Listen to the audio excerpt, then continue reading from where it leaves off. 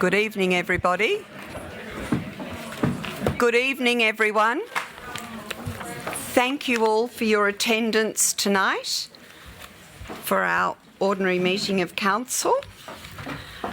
Just a reminder to everyone that there are no interjections, that we need silence in the gallery, and if there's anyone who thinks that they might interject, they will be called to order once, and after that they'll be removed from the gallery. Thank you. I'd like to open our meeting and note this meeting is being held on the traditional lands of the Wadawurrung people. We wish to acknowledge them as the traditional custodians and pay our respects to their elders, past and present. We extend that respect to all members of our community. All councillors are present. Are there any officer apologies, CEO? Just Gihan. Gihan, is there an apology? Thank you. Conflict of interest disclosures, councillors. Does anyone have a conflict of interest? Officers, are there any conflicts of interest? Thank you.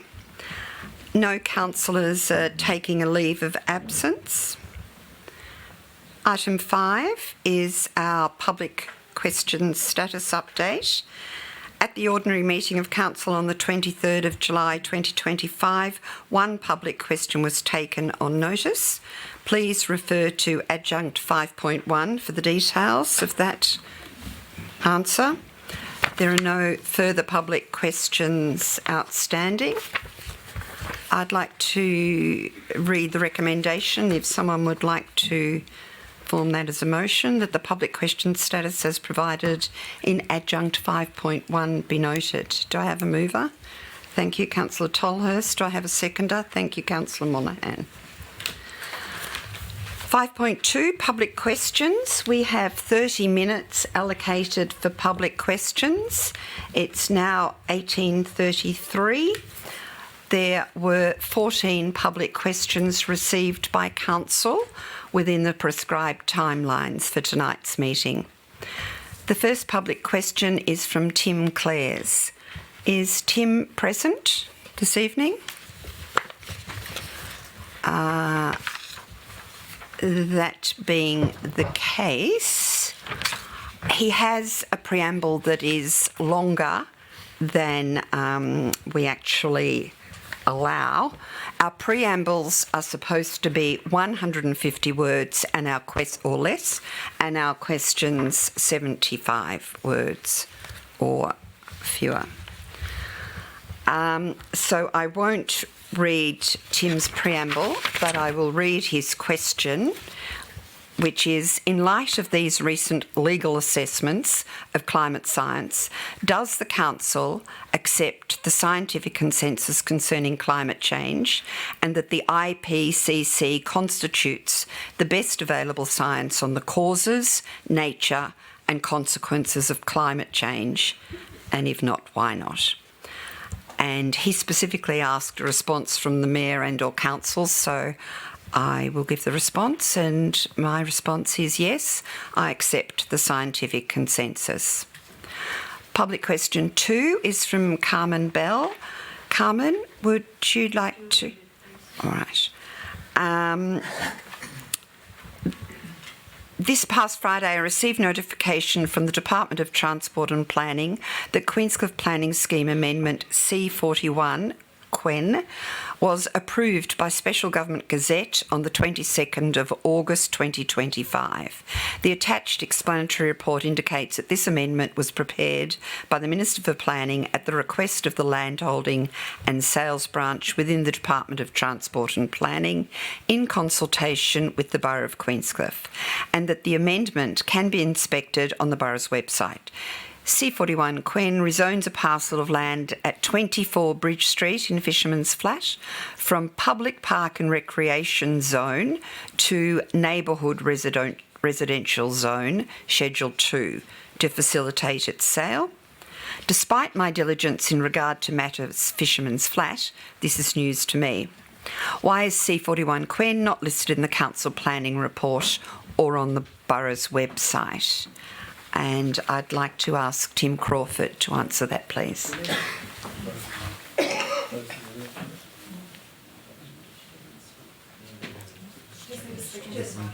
Everyone can hear you, so it's fine. Okay. Speak to us. Sure. Sorry. Apologies for my audience. Back to the audience. Council received notice that Amendment C41 to the Queenscliff Planning Scheme was gazetted on 22 August 2025. It was too late for the August Council meeting agenda. Officers are preparing a report for consideration at the September meeting, with an update to be provided on the Council website shortly. The amendment rezones an area of approximately 90 square metres of landlocked government land at the rear of 24 Bridge Street, Queenscliff, identified as surplus by DECA, and is to facilitate the sale to the current occupier. The land is presently fenced and is leased to the owner of 24 Bridge Street as part of the curtilage of the dwelling. In May 2024, Council was advised of the impending sale and proposed rezoning.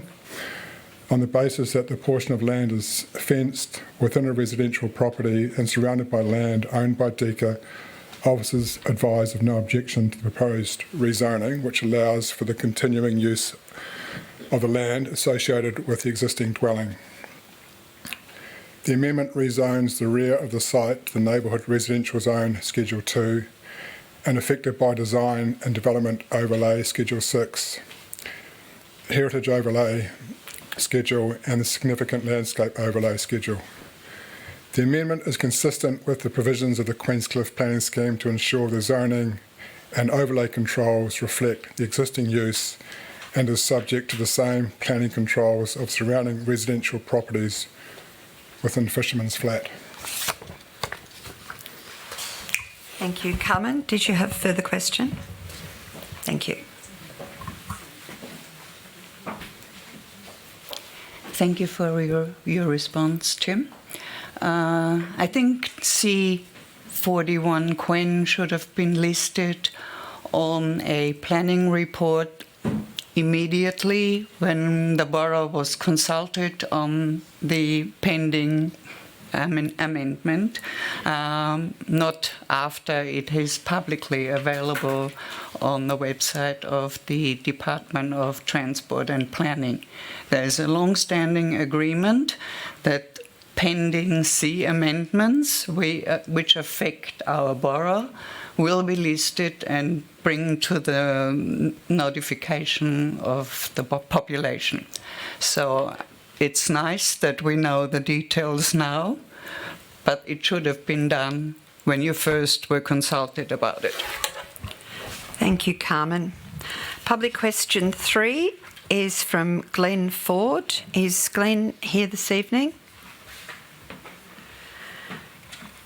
His preamble is, when the SERP was originally endorsed by Council, the intention was to conduct a full review in 2025. Furthermore, I understand there's funding in the current budget for the SERP review and that at the May Council meeting there was a commitment to complete the SERP review.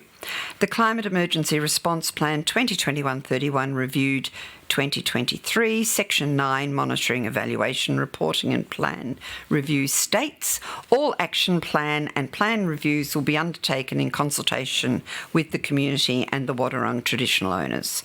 The question, what is the time frame for the planned 5-year SERP review, and will the commitment to consult with the community and Wadawurrung traditional owners be honoured? And if so, how will consultation occur? Just a reminder, it's one question per person. CEO. Thank you, Mayor, and through you, and thanks for your question, Glenn. We're planning to commence the 5-year review later this year with the aim to be completed by May 2026. So on the anniversary of the 5 years of adoption. The engagement program for the review will reflect the commitment in the current climate emergency response plan. Thank you, CEO. Public question 4 is from Paul Svetkidis. In reference to the progress and cost of Royal Park Sports Oval re-fencing project, A, what was the original cost estimate and timeline? 2 questions. 3 questions. B, what is the estimated cost today and completion date, and what are the reasons this project has been delayed for so long? Could I ask for a response from the Manager for Infrastructure and Environment, please?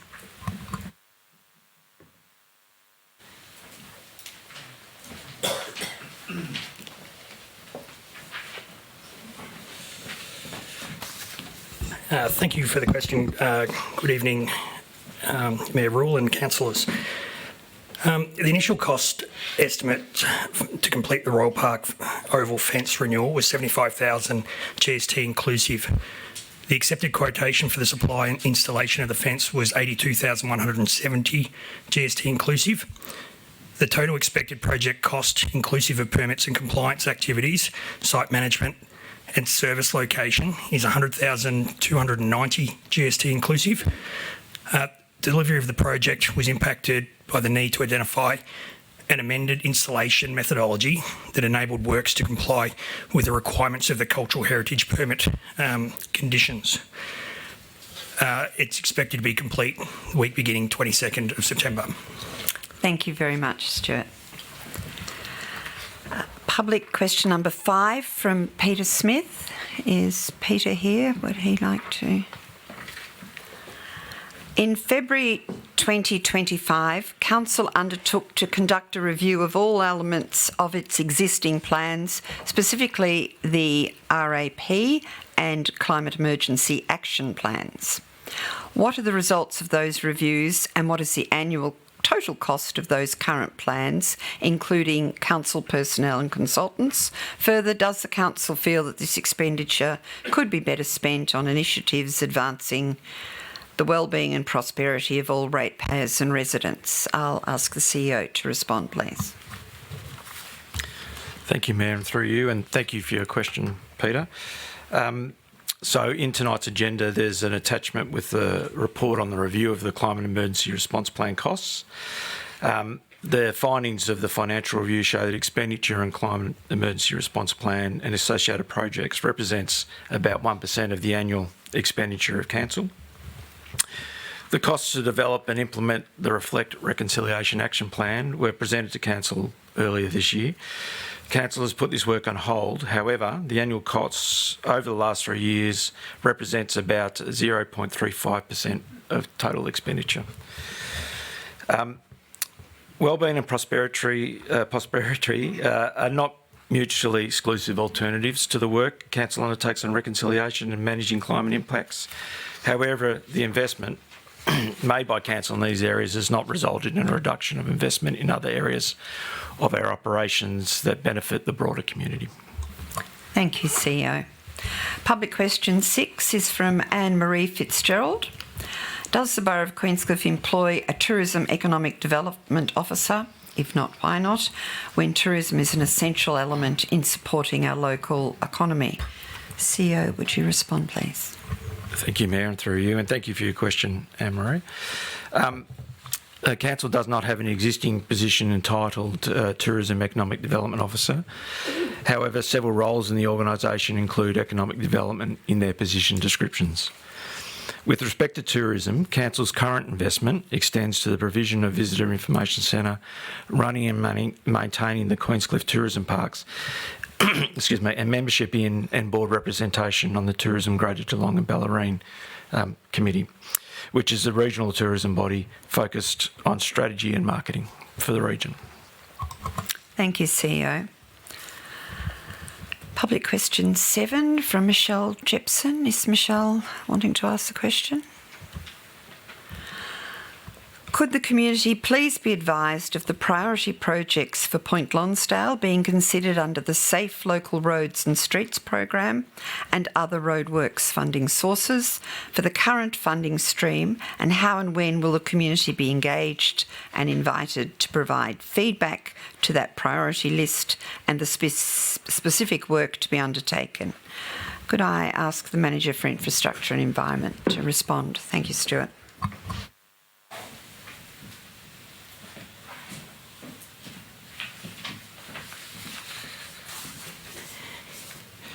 Thank you for the question. The priority projects currently being considered under the Safe Local Roads and Streets program include improvements around Queenscliff School Precinct and Jellybrand Street. These projects were identified as part of Council's Queenscliff Traffic Management Strategy. Council officers are continuing to advocate to the Department of Transport and Planning for road safety upgrades at critical locations within Point Lonsdale, including the Point Lonsdale Road and Lawrence Road intersection, the Bellarine Highway and Fellows Road intersection, and the existing school crossings on Point Lonsdale Road. However, these projects remain the responsibility of the Department of Transport and Planning and are not eligible to be funded by the Safe Local Roads and Streets program. So Council officers will continue to advocate to the state government for funding of these projects. Thank you, Stuart. Public question number 8 is from Christine Rees. Christine, are you here? Would you like? Reflecting on the SERP review document, it's truly remarkable how much meaningful work QCAN has accomplished in partnership with Council to address climate change. The Climate Emergency Response Plan has delivered over $4 million in funding to the borough, while implementation costs have remained impressively low, just over $600,000 across 5 years, representing 1% of Council's total budget expenditure. A key contributor to this success has been Council's membership in the Barwon Southwest Climate Alliance, an investment of only $15,000 annually. This modest contribution has unlocked $807,468 in funding across 5 collaborative projects, including the pivotal community battery feasibility study, which led to the Borough of Queenscliff securing $1.2 million in funding from DECA's Neighbourhood Battery Initiative. With some of the funding earmarked for delivery from 2025 onwards, continued membership in BSWCA is not just beneficial, it's essential. It safeguards the upcoming funding, future opportunities, and maintains our standing within a regional network that amplifies our climate resilience efforts. Why has the current council chosen to omit BSWCA membership funding from the year's budget, effectively withdrawing from the alliance? This decision risks undermining years of progress and jeopardises funding that QCAN and Council has worked hard to secure. Will Council rectify this and pay the membership? I'd ask the CEO to respond. Thank you. Through you, Mayor. Thank you, Christine, for the question. Christine, Council reviews all subscriptions and memberships through the preparation of the annual budget. This includes consideration during the mid-financial year review of the budget. The next scheduled opportunity to review subscriptions and memberships through the budget process will occur in January 2026. Thank you. Public question number 9 is from Elizabeth Heathcote. Is Elizabeth present? Would she like to ask a question? In 2021, the community and then council participated in an extensive consultation process to develop the vision statement for 2021-2031. Many hours were spent. To update this vision, there was some preliminary input sought in 2025. Council has now issued a new vision statement, quite different from the old one, with no significant community consultation. This should not occur when Council is supposed to be reflecting community views. Will the Council withdraw the new vision statement and replace it with a vision statement developed with the community? CEO, respond please. Thank you, Mayor, through you, and thank you, Elizabeth, for your question. Council adopted the community vision at the ordinary council meeting in July, and just today has released or published some response to questions similar to this on its website and sent an email to all people who participated in the engagement. So maybe we can revisit the question after, if everyone's had a chance to read that. Thank you, CEO. Public question 10 is from Tyne Crusick Golub. Coles is currently pursuing a pre-application consultation with the Minister for Planning. Sorry, is Kine here? Would he like to ask the question? Thank you. Coles is currently pursuing a pre-application consultation with the Minister for Planning regarding a proposed development at the corner of Fellows Road and Bellarine Highway. The plan includes a 3,000 square metre supermarket, a liquor outlet and an open-air car park right at the gateway to our small borough. This proposal poses serious risks to our community and environment.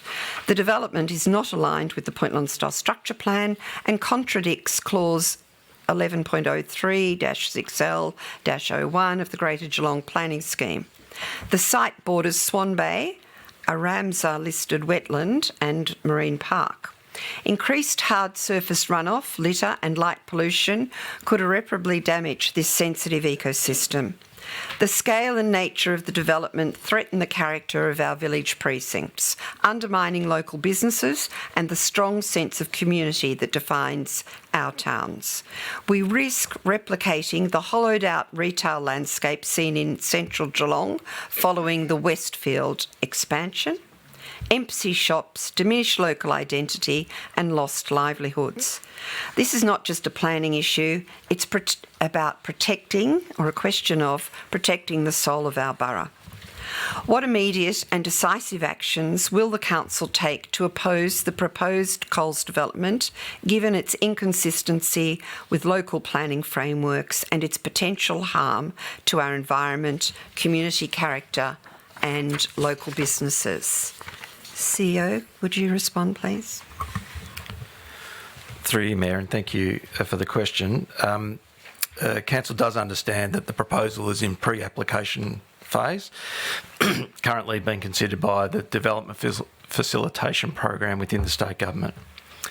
Council has written to the Minister for Planning asking to be consulted and extending that consultation process to our local community in the event that the proposal is accepted as a formal application under the Development Facilitation Program. In writing to the Minister for Planning, Council drew the Minister's attention to the planning policy and planning provisions in the respective planning schemes that we think should apply to any assessment of the proposal. Thank you, CEO. Public question 11 from the Point Lonsdale Civic Association. Would you like to read it? Yes, please. Oh, thank you.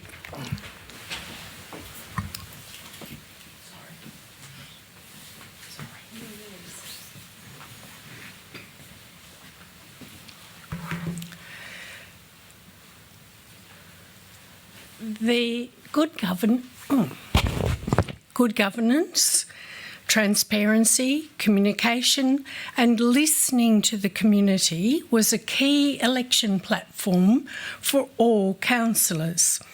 The PLCA has waited along with the community to read the report based on the extensive community consultation that provided guidance to underpin last month's council decision to accept a rewritten and reimagined community vision for the Borough of Queenscliff. Tonight we ask councillors, not the CEO, to explain why the report and data which underpinned their decision has not been made public as promised, and when it will be released, and seek a guarantee that the report will include the data sets drawn from the questionnaires submitted. Thank you for your question. As the CEO outlined, it is now available. The SurveyMonkey generated report from the SurveyMonkey survey that was completed. So it's all there for your reading.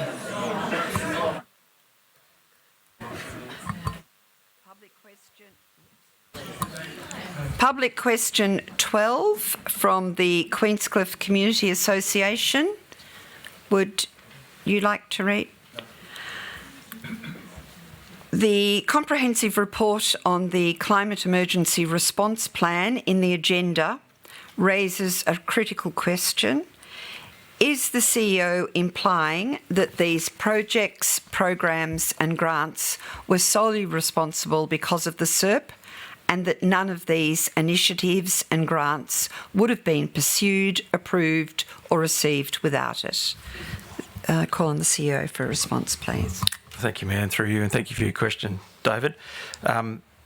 I will say it's true that the Climate Emergency Response Plan has helped councils secure grants because it is an adopted strategy of the council with objectives and actions that align with the objectives of state and federal policy and programs. Yes. In response, just as a comment, just with the Point Lonsdale Oval, 50% extra expense on an oval without a CCMP plan is just extraordinary.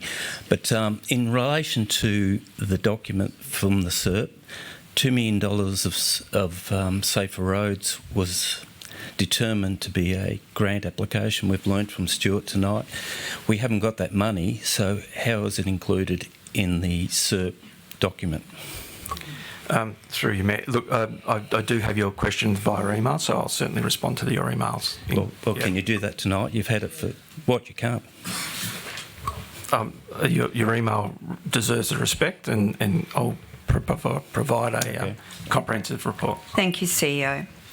Public question 13 is from David Connolly. David, thank you. Council has had a number of dated carry-forward projects, including a $40,000 footpath strategy from 2019 to 2020 that are now possibly being revealed in subsequent and recent financial documentation. An unknown costing for the community has been the ratio consultancy, where it was believed the community had not been provided costing and tender details, as a specific councillor motion was never evident or documented. As part of governance and accountability, the amount now provided of near $40,000 should have undergone adherence to the Council Procurement Policy CP013 and been subjected to its requirements for a minimum of 3 written quotations and evaluations made on the supplier offering best value for money. In relation to the ratio consultancy and possibly other projects now I've identified, did council officers always meet the above requirements and compliances under its procurement policy CP013? I'll ask the CEO to respond. Thank you, Mayor, and thank you for your question, David. The procurement for the pathway strategy was undertaken in accordance with the council's procurement policy. The project went through an open tender process. Council received 9 submissions. Ratio consultants were the successful consultants following the tender and evaluation process. Thank you, CEO. Public question 14 is from John Smelt. Is John here? We should be proud of our vision statement. It says something about us and what we value. However, I'm very disappointed with the updated vision statement, as I feel it does not articulate the community's views. For example, this community's very strong environmental commitment. The 2021 version of the vision statement was developed with strong community input. While not being word perfect for 2025, it still much more closely represents current community vision. I'm also annoyed that we're again wasting time and staff and other resources in these arguments at this stage of the process. Running through an appropriate consultative process would have produced a vision statement that the most would be proud of. Also, people have raised the issue of whether the process is in accordance with Section 88 of the Local Government Act. I'll leave that to the experts. Given the above, Council should rescind the recently adopted vision statement and develop a new one with the community and move on. The question: will the community be involved more in the next step, the development of the council plan, so that the whole community can be together behind a plan we're proud of? CEO to respond, please. Thank you, Mayor, and thank you, John, for the question. Council will certainly be asking for community feedback on a draft council plan as part of its development, and that'll occur in the next few months. Thank you, CEO. Moving to item 6, the confirmation of minutes of the previous meeting. Do I have a motion based on the recommendation? Councillor Tolhurst. Just as presented, Mayor, that the minutes for the July ordinary meeting as distributed be confirmed as an accurate record. Do I have a seconder? Thank you, Councillor Monaghan. All those in favour? Unanimously passed. Item 6.2, the ordinary council meeting on the 23rd of July, confidential minutes. Do I have a motion? Councillor Monaghan? Yeah, the recommendation is that the confidential minutes of the ordinary council meeting on 23rd of July 2025 as distributed be confirmed as an accurate record. Do I have a seconder? Thank you, Councillor Tolhurst. All those in favour? Thank you. Unanimous. The record of informal meetings of councillors, a record of informal meetings of councillors is included at adjunct to item 7. The recommendation is that the record of informal meetings of councillors as presented in the adjunct to item 7 be noted. Do I have a mover for that motion? Thank you, Councillor Griggar. Do I have a seconder? Thank you, Councillor Cameron. All those in favour? Unanimous. Thank you. Item 8, notice of motion. Notice of motion status update. There are no notices of motion outstanding, and there are no notices of motion received. Item 9, petitions and joint letters. In accordance with the Borough of Queenscliff governance rules, a petition or joint letter presented to the council must lay on the table until the next ordinary meeting of the council, and no motion other than that to receive the petition or joint letter may be accepted by the chairperson unless the council agrees to deal with it earlier.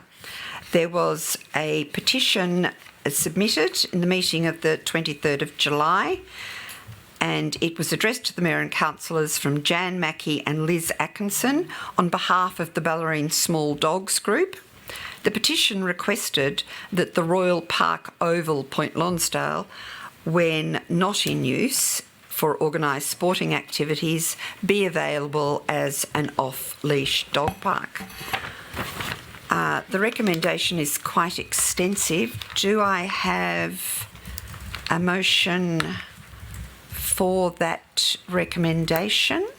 The recommendation reads that council notes a petition received with a total of 514 signatures regarding the petition for a Royal Park off-leash dog park trial, requests officers to conduct community engagement throughout September 2025, asking the community if they're supportive of additional off-leash areas in the borough, including specific potential sites, requests that the results of this engagement will inform council's next steps and guide future decisions regarding the introduction of an alternative off-leash area in the borough. And 4, requests the CEO to write to the authors of the petition regarding the outcome of the petition. Do I have a mover for that motion? Councillor Tolhurst. Do I have a seconder? Yes. Councillor Griggar. Can I speak to the motion, Mayor? Do I have anybody who is against the motion? In that case, we'll put it to the vote. No, the move is still allowed, as I understand, All right, to go on, speak to the motion. If there's no opposition, I think then you can put it to the vote. And I'd just briefly like to say... There is no opposition, I asked. Yes, go on. Speak. Okay. Look, while I would have actually liked to have seen a Royal Park trial commence immediately, I do support the intent of the petition and I acknowledge the use and value of this site to many members of our community. I think this recommendation is not unreasonable and it does provide a more concrete commitment to consultation on a secondary off-lead area than is cited in the adopted domestic animal management plan. So I think that's a good thing. In this motion, there's a commitment to efficient consultation as well. So to be done by September is quick, and this does give Council an opportunity to consider the issue holistically and make sure that the decision supports the municipal community as broadly as possible. What needs to be clear to the community, however, is what will define success of the trial, what the costs are, and what markers will inform our decision making in terms of the trial location or a trial location at all and beyond. So thank you to Jan and Liz who brought the petition in the first instance to Council and your hard work in engaging the community. I certainly see this as a step forward. Thank you. Councillor Grigard, do you wish to speak? Put it to a vote. All right. All those in favour of the petition? Oh, sorry, of the motion. All those against? Unanimous. Thank you. Moving on to item 9.2. On the 20th of August 2025, Council received a petition addressed to the Mayor and Councillors from Reverend Greg Crow of the Uniting Church Queenscliff regarding the revised community vision, which was adopted at the previous ordinary meeting of Council on the 23rd of July. The recommendation is that Council receives the petition regarding the revised community vision and lays it on the table until the next ordinary meeting of Council. Do I have a mover? Yes. Thank you, Councillor Grigard. Do I have a seconder? Thank you, Councillor Monaghan. Do either of you wish to speak? Can't speak to it. All those in favour? Passed. Thank you. Moving to item 10, functions attended. The recommendation is that the functions attended report be received. Do I have a mover? Thank you, Councillor Toller. Seconder? Thank you, Councillor Cameron. Do either of you wish to speak? All those in favour? Thank you. Unanimous. Item 11, the Chief Executive Officer's report, which we will take as read. Thank you. The recommendation is that Council receives the Chief Executive Officer report for August 2025. Do I have a mover for the motion? Councillor Tolhurst. Do I have a seconder? Councillor Monaghan. All those in favour? Sorry, Mayor, I wish to speak to the motion. I do have some questions, actually, if that's all right, in the first instance for the CEO regarding the ICT project. And that is around, pardon me, I've lost my place. There's reference to what progress in this space looks like, what becoming a more sort of adaptable, technologically savvy organisation looks like. And I do wonder if there's clear things set out as to how that would be achieved or what that might entail. Thank you for the question, Councillor Tolhurst. So what we've done is establish a platform that will allow us now to potentially innovate and with some of the ICT capacity that's coming online for organisations like Council. That can range from something as scary as AI through to just simply improving our processes and having some preemptive processes put in place. But having that foundation allows us now to be in the market and to also be a partner to other people in the sector who are exploring different ways of doing businesses. Yeah. Thank you for that clarification. With that clarification provided, I do wish to speak to, this is a big CEO report, but obviously the SERP report is why many people are here tonight, and it's something I'd like to talk to specifically. I think I want to say thank you for bringing this report. It's surfaced some incredibly important information about our climate emergency response plan, its impact and cost effectiveness, and the profound sense of partnership that's has successfully been employed in delivering it. And that headline, which has been tabled in the public questions, but for just 1% of council's modest annual budget, that's all that work has cost so far. I think that's a brilliant celebration and recognition of work done. I think now the report presents council and community with an opportunity, and that's to devise even stronger benchmarks and KPIs that will get our community to where it needs to be from an emissions reduction perspective, while delivering, as it already has, value to ratepayers. If you've read the report, you'll see the huge range of activities representing the breadth of CERT pillars, actions, stakeholders, from activities to strengthen the relationship with traditional owners, community weeding initiatives, memberships with regional alliances for advocacy, and direct investment in renewable energy for council and community. They're all part of a suite of activities that build community capacity and enable strong place-based strategies for mitigation and adaptation. In the last week alone, I've seen articles on a number of different outlets detailing the very real and very costly impacts of climate change for communities across the globe. A coastal UK town being surrendered to the sea because government can neither afford nor adequately mitigate sea rise and inundation. Algal blooms with dire consequences for marine life and industry in South Australia. And closer to home, a rising number of properties that are unaffordable or impossible to insure due to the impacts of climate change. And anecdotally, I understand this to be true for some in the borough already. These are global, national and local examples used to make the point that we all have a role to play, and what the report clearly shows to me is that value for money for ratepayers and ambition in local climate action can be delivered together. They're not mutually exclusive, and I think it's reductive and unproductive to suggest they are.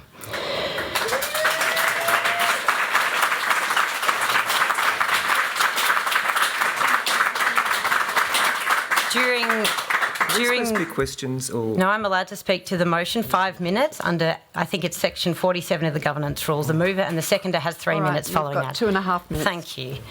During the period of review, council also received many letters of support, and I thank anyone who put that in writing. Religious institutions, sports clubs, businesses, medical facilities, community organisations and individual ratepayers. You highlighted the breadth of community. It highlighted the breadth of community that have benefited in different but important ways from the delivery of the SERP, and more specifically, a local meaningful response to climate change delivered through strong partnerships and collaboration. I thank you for informing council of your experiences. It was a really eye-opening read for me, both the letters and the report. And of course, I must thank Queenscliff Climate Action now, who have been our partners in delivering the SERP. You have understood the value of genuine partnership from the very beginning. Thank you for taking the community on a journey and tirelessly working with council to turn the tide on climate impacts we face.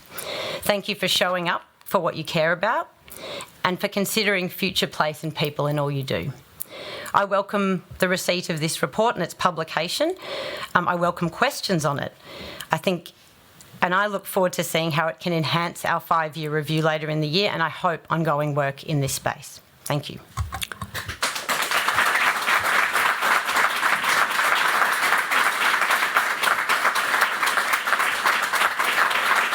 Thank you, and thank you, Councillor Tolhurst, for a very good summary. Was there anybody else who wished to speak to the just a question regarding CEO's report? CEO's report. The ICT transformation report you've actually outlined in your report saying there are deliverable, measurable cost savings and efficiency gains. Can you outline them and give us examples of that? So in the report itself, we talk about... Oh, sorry. Thank you. I haven't done it, sorry. Thank you.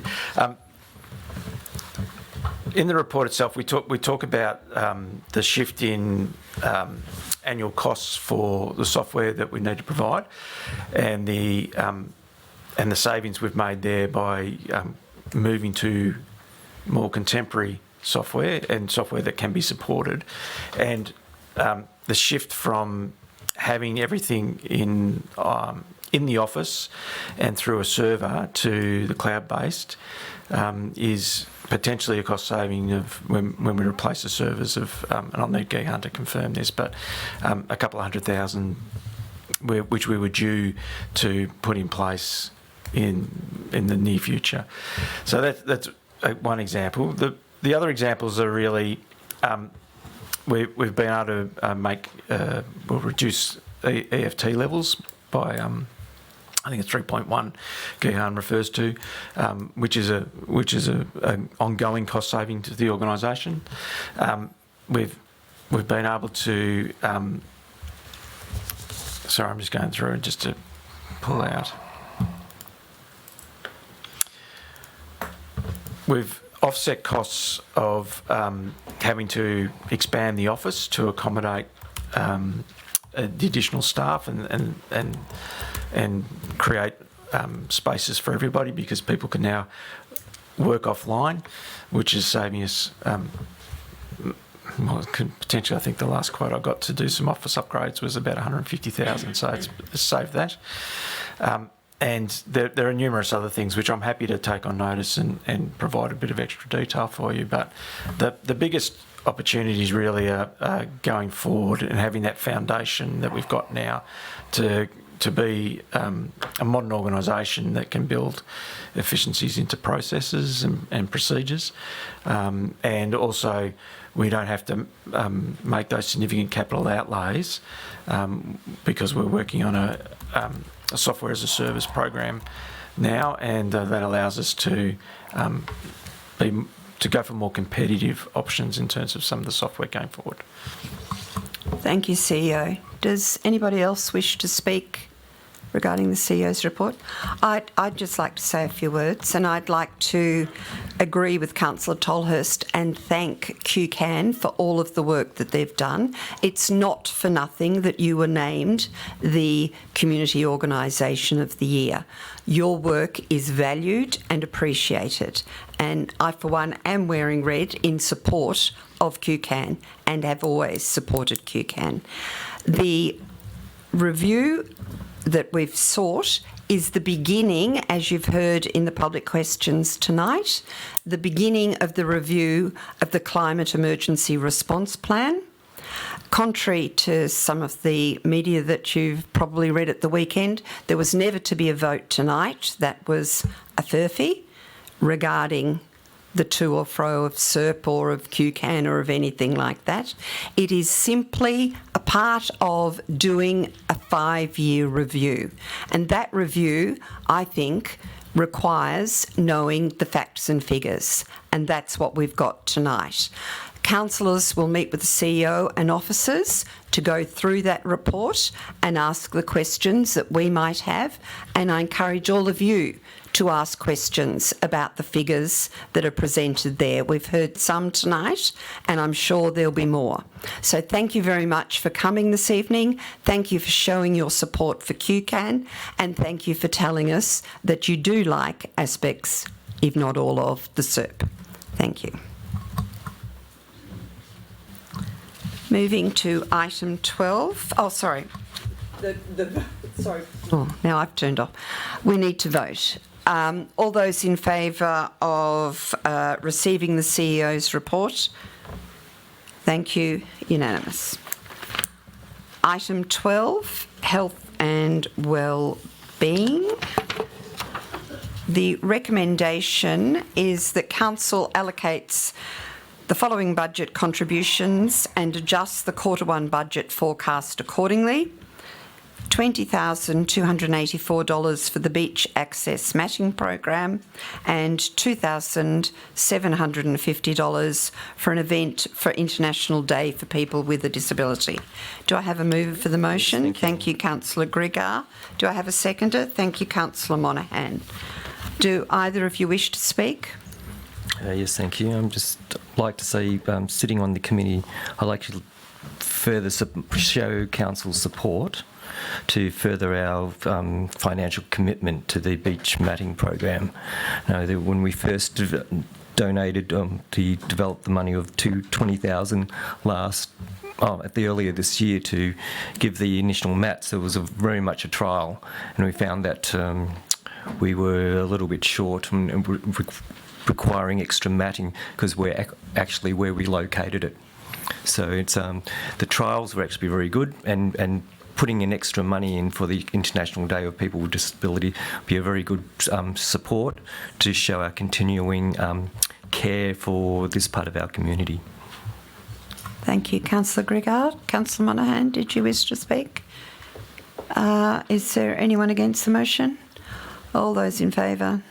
Thank you. Unanimous. Item 13, Heritage and Planning and Infrastructure. We have the report here, and this is my portfolio. I'd like to move a motion that Council receive the Planning Permit Activity Report and Part 2, withdraw the officer delegation under Section 47(1) of the Local Government Act 2020 for planning application PO 2024054 relating to 18 the Esplanade, Queenscliff, due to community interest. Do I have a seconder for the motion? Thank you, Councillor Cameron. All those, does anybody wish to speak? All those in favour? Thank you. Passed.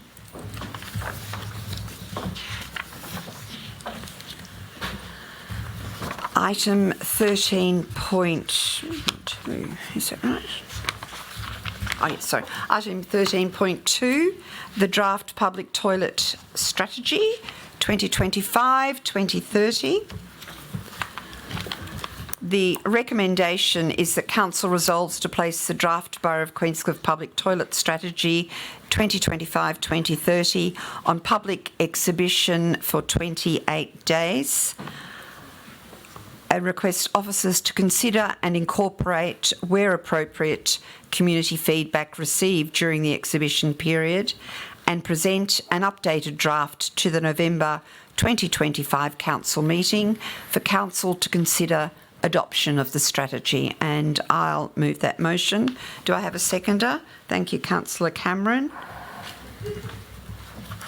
I'm quite happy for that to go. Do you have anything, Councillor Cameron? Anybody against the motion? All those in favour? Thank you. Unanimous.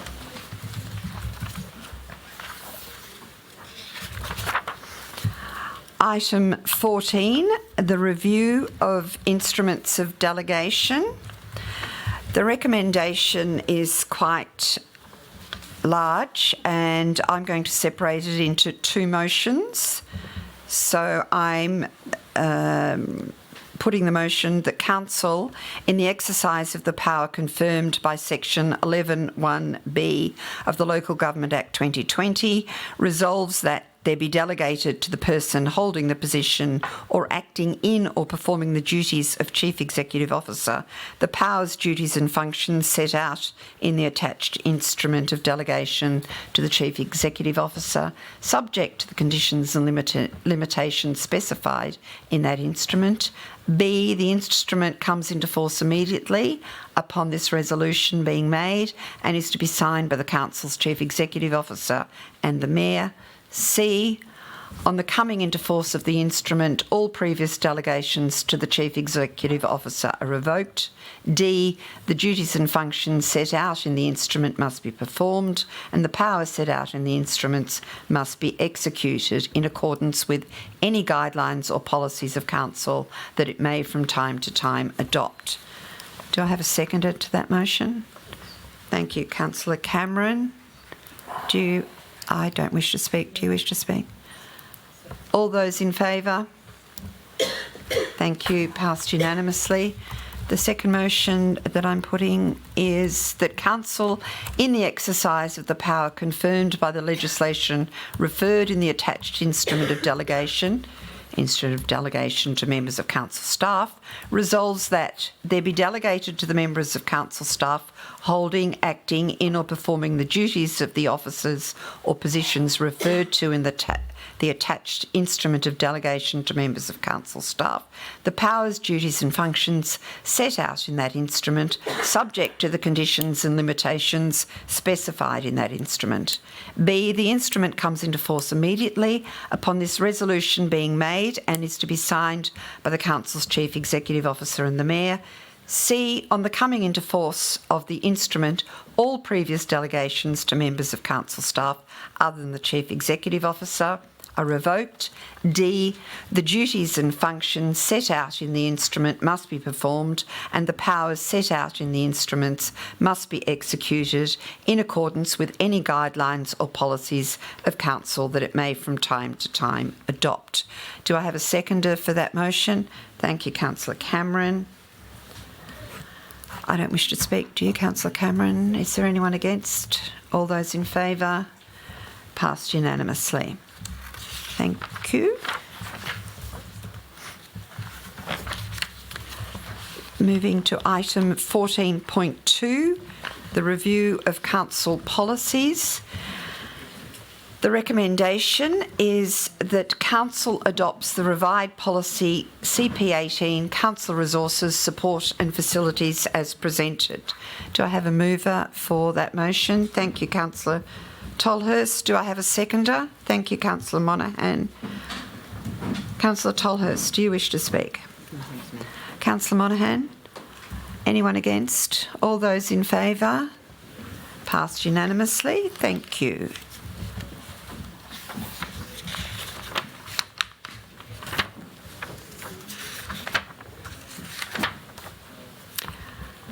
Questions without notice? Sorry, could I just interject? No.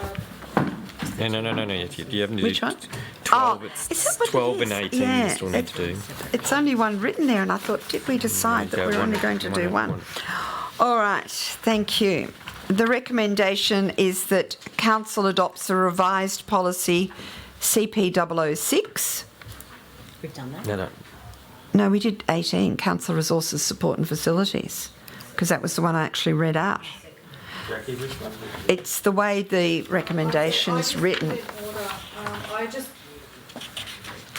I thought we did the first one, which was customer service policy. No, well, the one I read out was CP018 because that's the only one that's here on the agenda paper. So we can go through. Oh, I'm sorry. I've missed them. I read the third one first. It's okay. Could we just go in order of the... Well, I've read the third one. We've passed that, so that's fine. Now we'll go back to the first. The council, it's my fault I didn't asterisk it. Sorry, it's just easier for me to take the minutes if it's done in order because it's... Yes, but we've done the third one, so that's easy, you know that. Now we'll go to the recommendation that council adopts the revised policy CP006, Customer Service Charter, as presented. Do I have a mover for that? Yes. Thank you, Councillor Griggar. Do I have a seconder? Thank you, Councillor Monaghan. Do either of you wish to speak? No. Anyone against? All those in favour? Passed unanimously. The second recommendation is that council adopts the revised policy CP012, events as presented. Do I have a mover for that motion? Thank you, Councillor Cameron. Do I have a seconder? Thank you, Councillor Monaghan. Do either of you wish to speak? Anyone against? All those in favour? Thank you. Passed unanimously. Sorry about that. Moving to item 15, questions without notice. There are no questions without notice outstanding. That's the update. 15.2, questions without notice. Does any councillor have a question without notice? Councillor Tolhurst? Yes, thanks, Mayor. For the CEO, regarding it sort of was touched on in some of the public questions, but just understanding, given the short time frame until October 31, when our council plan is legislatively due to be adopted, what steps will council take to make sure with limited time we've got a really thorough deliberative engagement process? Thank you, Councillor Tolhurst, and through you, Mayor. So we do want to do a formal notification and consultation for a 4-week period, and working back from October 31, we're looking to have that consultation commence in the middle of September. And in order to achieve that, we'll request that the councillors call a special council meeting to look at the draft of the council plan in second week of September, most likely. In terms of the consultation itself, we'll make the draft plan available for everybody.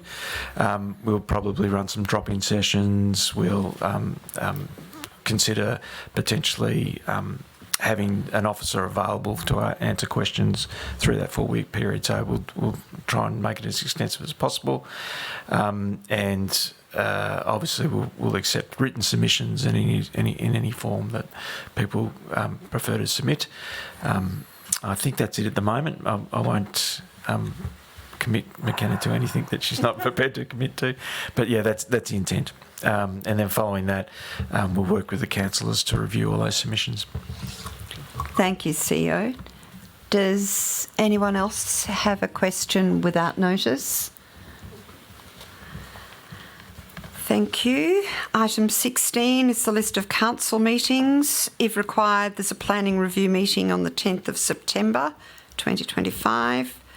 There will be a councillor listening post at the Point Lonsdale Market between 11 and 12 on the 14th of September 2025, and the next ordinary meeting of council will be held, well, we just said we'll have a special meeting on the 10th of September. Well, certainly the ordinary meeting will still proceed on that. We will still have an ordinary meeting on the 24th of September 2025 at 6:30 p.m. here again. Item 17 is the closed session of the meeting. The recommendation is that at 19:31, in accordance with section 66(1) and 66(2)(a) of the Local Government Act 2020, the meeting be closed to members of the public for the consideration of the following confidential items: 61 to 75 Murray Road, Queenscliff. Could I have a mover for that, please? Thank you, Councillor Monaghan. A seconder? Thank you, Councillor Griggar. Anyone wish to speak? All those in favour? Thank you. Unanimous. So we now need to close the meeting. Thank you.